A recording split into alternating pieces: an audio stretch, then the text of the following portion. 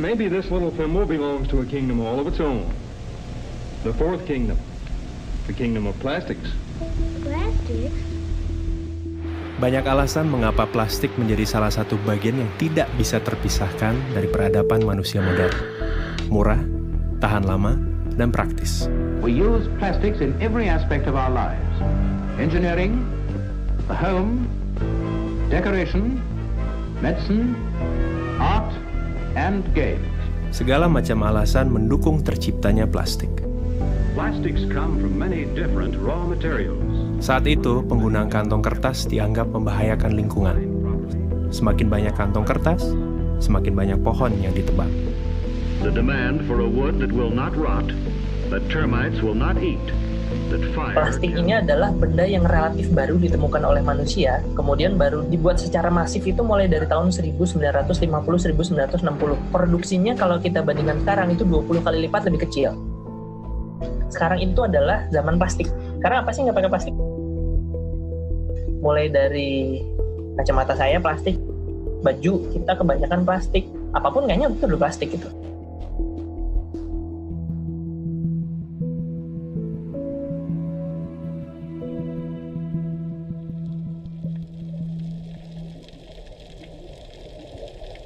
Seiring waktu, plastik yang awalnya adalah barang substitusi untuk menyelamatkan lingkungan, berubah menjadi polutan. Tentu hal itu terjadi karena penciptanya, kita, manusia. Plastik mendominasi jenis sampah di masyarakat, mulai dari kantong plastik, gelas plastik, sedotan plastik, styrofoam, bungkus mie instan, pembungkus makanan ringan, produk-produk sachet, minuman sachet, shampoo sachet, sabun sachet. Kita di Indonesia permasalahan paling besarnya mungkin di single use plastik. Alasan dari para industri yang menjual produk-produk dalam sasetan itu adalah karena daya beli masyarakat di Indonesia yang lemah. Karena ketika dijual dalam bentuk langsung 500 gram, mereka nggak sanggup beli. Indonesia ini unik banget, karakter sampahnya ini berbeda satu daerah dengan daerah yang lain. Mayoritas sampah di ibu kota dikirim begitu saja ke TPA gitu, dan setiap 2 hari sampah ibu kota Jakarta itu bisa membangun satu Candi Borobudur banyaknya. Sifatnya yang sangat sulit terurai, pelan-pelan menjadikan plastik sebagai penghuni tetap bumi. 80% sampah itu berasal dari kegiatan yang ada di darat, 20% berasal dari kegiatan yang ada di laut. Bahkan di Palung Mariana, di sana udah ditemukan sampah plastik. Berarti sampah plastik itu ada di tempat yang banyak orang, sampai tidak pernah ada orang masuk ke dalam sana. Plastik yang manusia gunakan untuk membungkus dan memberi umur yang lebih panjang bagi makanan mereka, kemudian menyelinap masuk ke piring mereka. Tanpa sadar, manusia juga menimbun plastik berukuran mikroskopik dalam sistem pencernaannya. Kita baru aware terhadap polusi plastik itu mungkin baru tahun 2000-an lah gitu, di mana laut kita ternyata ada 5 triliun pieces plastik dan kemudian ada lebih dari 250.000 ton plastik gitu di laut, yang kemudian ini akan terakumulasi di biota-biota yang pada akhirnya dikonsumsi oleh manusia. Mikroplastik ini itu udah sampai masuk di plankton gitu. Zooplankton dimakan oleh ikan yang lebih besar, kemudian ikan yang kecil itu kemudian dimakan sama yang lebih besar lagi, pada akhirnya ditangkap oleh nelayan kita, dan kemudian ada di pasar ikan kita, pada akhirnya ada di meja makan kita gitu, ikan itu gitu.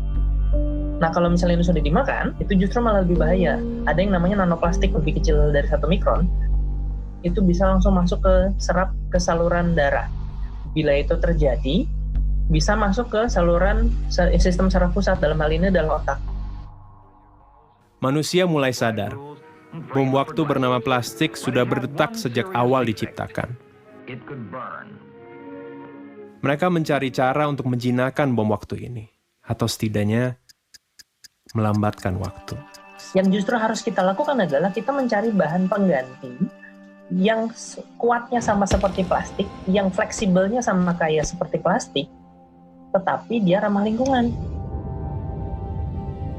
Dari 7 spesies plastik yang hanya bisa di-recycle tuh hanya 2. Nah, ketika itu kotor, jorok, satu kontainer yang ternyata tercemar oleh bahan yang tidak bisa di-recycle, akhirnya nggak bisa di-recycle gitu. Ends up-nya di penimbunan gitu, pembuangan sampah, karena nggak bisa di-recycle. Atau kemudian karena nggak bisa di-recycle, yaudah gue bakar aja insenerator. Permasalahannya adalah masalah tata kelola, khususnya juga di Indonesia. Kalau kita menggunakan instrumen kesadaran gitu ya, harus sadar dulu, itu butuh waktu yang lama, sedangkan sampah dan masalahnya itu sekarang gitu. Jadi setiap orang itu wajib memilah sampah, itu namanya wajib, ya harus ada konsekuensi kalau tidak dilakukan.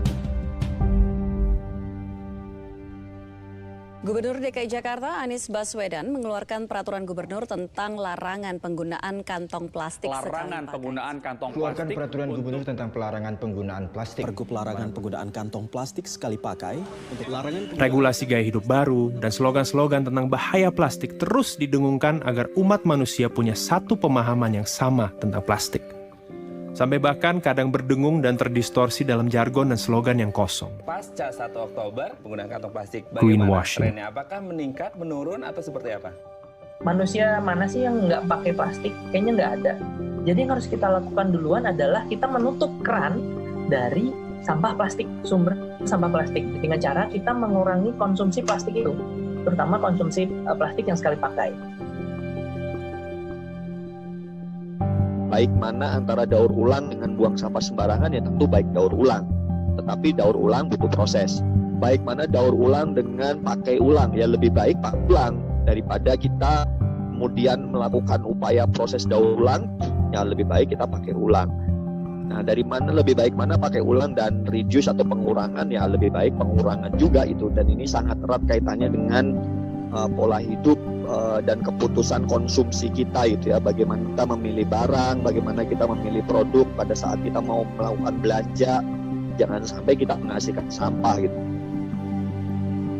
Tahun 2050 kita akan susah-susah kemana-mana, kita ngambil ikan, dibuka isi perutnya isinya plastik, yang ujung-ujungnya itu karena kita. Makanya kita harus berbuat sesuatu supaya sampah plastik ini tidak kembali lagi ke manusia. Yang paling bagus ya, saya akan menjaga lingkungan karena lingkungan ini akan kita wariskan ke anak cucu kita, ke keturunan kita. Pilihannya ada di kita.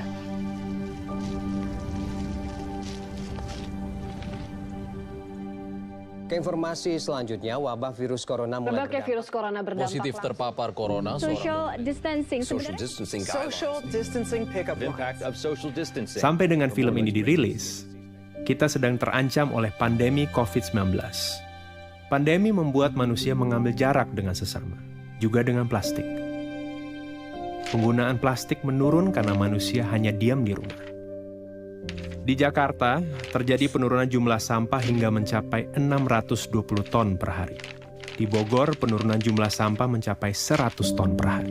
Now the coronavirus has taken over as the biggest worry for many, as air pollution has dissipated. So yes, we are seeing significant emissions reductions. Kualitas udara di Indonesia, khususnya kota Jakarta, jauh lebih bersih lantaran wabah virus corona, polusi udara di China justru berkurang drastis. The ozone layer of our planet is now healing.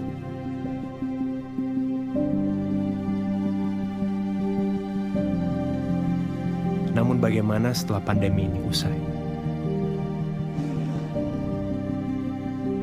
Nah, kalau saya berpikir, nanti kalau saya sudah mati, kemudian nanti ditanya malaikat, kamu dulu ngebuang sampah berapa banyak nih? Ini akibatnya loh, nanti jangan-jangan dikasih lihat, oh ini sampah yang sudah saya buang sembarangan ke sungai, nanti dimakan sama ikan ini. Waduh, kayaknya dosa saya banyak nih.